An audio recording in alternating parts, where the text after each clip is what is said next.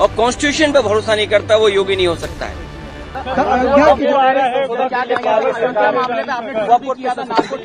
देखिए मेरे पत्रकार साथियों, सच्चाई आप भी जानते हो।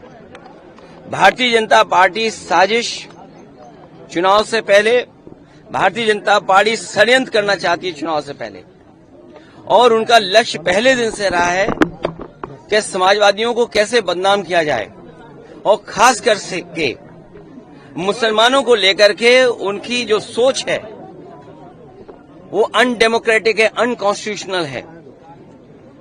ये सोचिए एक मुख्यमंत्री योगी, तो इसका मतलब ये है कि अगर कोई योगी अगर वो लोकतंत्र पर भरोसा नहीं करता है और कॉन्स्टिट्यूशन पर भरोसा नहीं करता, वो योगी नहीं हो सकता है। मैं 3 घटनाओं का उदाहरण देना चाहता हूं आपके सामने।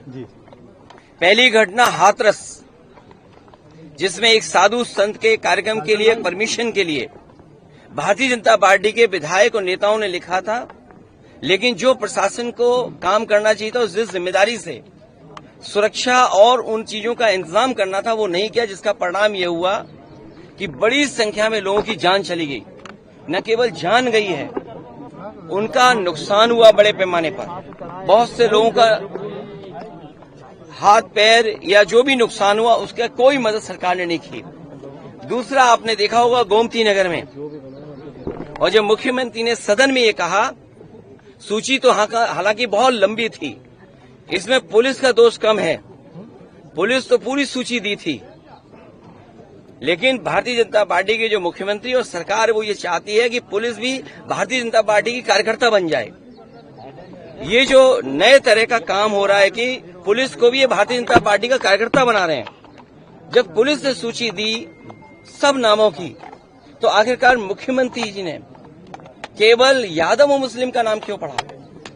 और सच्चाई पुलिस भी जानती है कि जिसमें कि यादव का जिसका नाम लिया है, सुनने में आ रहा है कि वो फुटिंग में नहीं था, जो कैमरे की जो तस्वीर है उसमें नहीं है, वो कैमरे में नहीं था, क्योंकि वो चाय पीने गया था और पुलिस को यादव मिल गया, इसलिए उसको जेल भेज दिया। मैं आपके सामने कहना चाहता हूं, ऐसे लोग जो कानून का उल्लंघन कर रहे हैं और भारतीय जनता पार्टी का कार्यकर्ता बनकर के काम कर रहे हैं, जब कभी भी सरकार आएगी, ऐसे अधिकारियों के खिलाफ भी कार्रवाई होगी।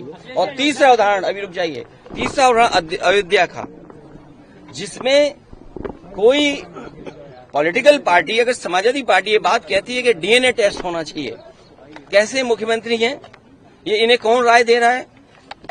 ये कानून किसका संशोधित है? ये इन्हीं का संशोधित कानून है 2023 का, जिसमें ये कहा गया है कि डीएनए टेस्ट होना चाहिए अगर 7 साल से ज्यादा किसी की सजा का कोई प्रावधान है तो क्या गलत मांगा? और उनके परिवार के लोग कह रहे हैं, और वहां भी पुलिस सच्चाई जानती है, हमारे पत्रकार साथी भी जानते हैं सच्चाई। वहां की पुलिस जब बीजेपी के इशारे पर और वो सच्चाई से अगर काम करना चाहते तो उन्होंने क्या किया? उन अधिकारियों के खिलाफ कार्रवाई कर दी। तमाम अधिकारी ऐसे हैं जो कह रहे हैं कि हमें तो नौकरी बचानी है, हम क्या करें? हम टेंशन में आ जाएं कि हम भी सर मार दें किसी आदमी के सर पे। आपने देखा नहीं बनारस में क्यूटो में क्या हुआ? अधिकारी पे इतना प्रेशर, इतना प्रेशर, इतना प्रेशर कि वो आकर के सर मार दिया उसके व्यापारी के। सोचिए आप, इसमें तमाम ऐसे लोग हैं, आप अकेले में बात करना कितने प्रेशर में जीवन जी रहे हैं। ये जो भार है इनके पास, मेडल, बैनर और ये तमाम लैनियार्ड और नेम प्लेट और तमाम उसके अलावा ऐसा भार है इनके ऊपर, ये काम नहीं कर सकते, न्याय नहीं दे सकते। और उसका परिणाम ये हुआ कि भेदभाव कर रहे हैं, और ये भेदभाव इसलिए कर रहे हैं कि इनको हर जगह राजनीति दिखाई दे रही है, वोट दिखाई दे रहा है। ये कितना भी कुछ कर लें, अब जनता को इनसे कोई उम्मीद नहीं है, और जब उम्मीद खत्म हो जाए किसी पॉलिटिकल पार्टी से तो समझ लेना उनका सफाया होना निश्चित है। ये जो हारे हैं, इतना बुरा हारे हैं, जनता इससे भी बुरा इन्हें हराएगी, तभी इनका इलाज हो सकता है।